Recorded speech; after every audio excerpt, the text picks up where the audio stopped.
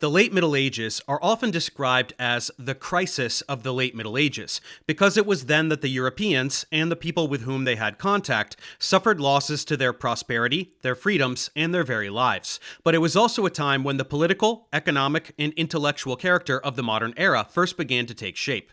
Both England and France took steps toward becoming nationalist and centralized monarchies.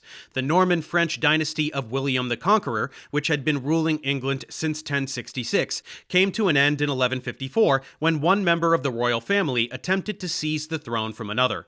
This crisis, known as the Anarchy, lasted for 18 years until a member of another noble French family, the Plantagenet Henry II, was crowned king. His descendants would remain on the English throne until the Wars of the Roses, late in the 15th century, which led to the establishment of the Tudor dynasty. During the Plantagenet era, the king's power was limited by the creation of the Magna Carta, which guaranteed the country's barons, who owned a lot of its lands, protection against illegal arrest, and created the council that became Parliament.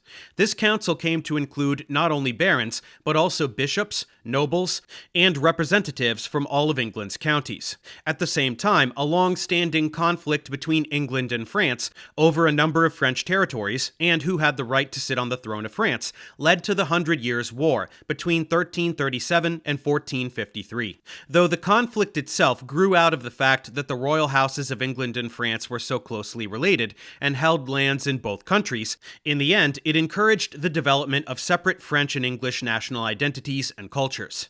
This development had already been underway, as we can see from the fact that in the second half of the 14th century, Geoffrey Chaucer, whose own family origins were French, chose to write his poetry in English rather than in French or Latin. The war, which began with a dispute between two relatives, the French Philip IV and the English Edward III, over who should succeed to the throne of France, was fought between several generations of English and French kings. Despite an important English victory led by King Henry V at the Battle of Agincourt in 1415, the war was ultimately won by the French, as a series of advances, led toward the end of the war by Joan of Arc, caused the English forces to withdraw from France and abandon their holdings in the southwest. With the end of the war, the thrones and the territories of the two kingdoms were permanently separated from one another, and the modern nations of France and England began to take shape. In England, the Plantagenet dynasty disintegrated in the 1450s as two houses related to it, York and Lancaster, fought to dominate King Henry VI, and then to replace him entirely. Henry was considered a weak ruler, and the Duke of York was able to take control of him. Then, after the Duke was killed by the Lancastrians, his own son, Edward IV, became king himself. After Henry's death in 1471, which may have been an assassination, Edward reigned without much resistance. Then, after Edward's death in 1483, his relative Richard III seized power and spurred the Lancastrians back into war. In 1485, Henry Tudor, who is Henry VI's nephew, led an army against Richard, which defeated and killed him. He united the two warring sides and founded his own house, the Tudors, which would establish the monarchy as the nation's supreme power. There were also changes during this period in the government of the Holy Roman Empire, which at this point in its history occupied the territories of modern Germany, Austria, and the Czech Republic. The Hohenstaufen dynasty, which was founded by Frederick Barbarossa, or Redbeard, in the 12th century, came to an end in 1254, and was followed by a series of emperors who were elected, as they had been in the past, by the princes of the many small states that made up the empire. These emperors did not have much personal authority, and the princes who elected them often acted independently. Although these electors sometimes fought with one another, they also established joint treaties, which created a framework for settling their differences peacefully.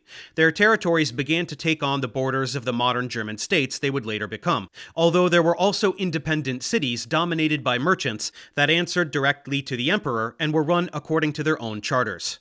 The economic life of the empire was evolving as the feudal system gave way to a money economy fueled by trade, and the urban merchants of northern Europe established powerful international organizations like the Hanseatic League, which allowed them to set their own trade policies.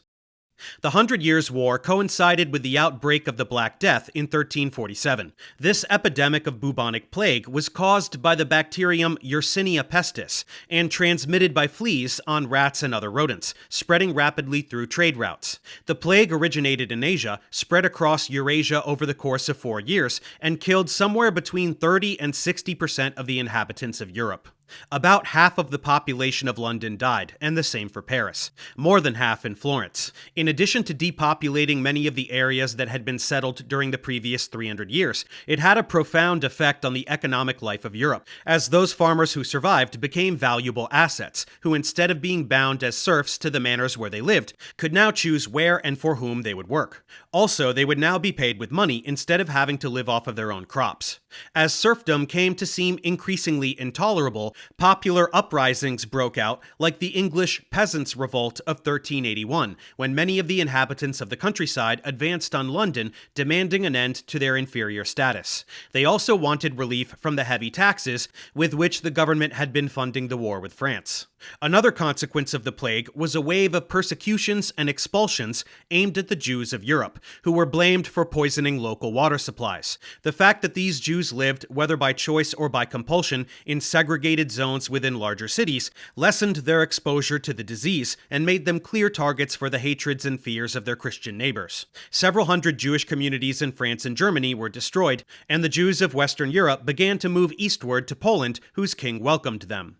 Though Pope Clement VI condemned these attacks, the Christians who committed them were often tolerated or even encouraged by their secular rulers.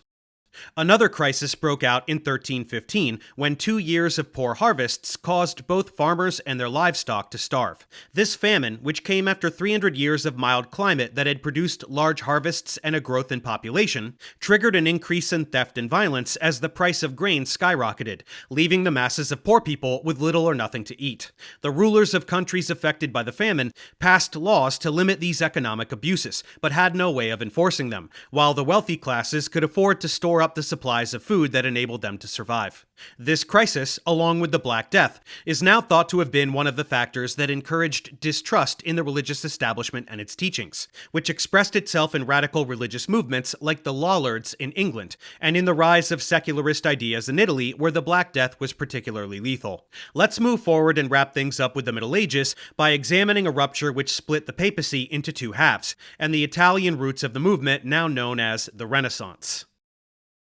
Thanks for watching. Subscribe to my channel for more tutorials. Support me on Patreon so I can keep making content. And as always, feel free to email me, ProfessorDaveExplains@gmail.com.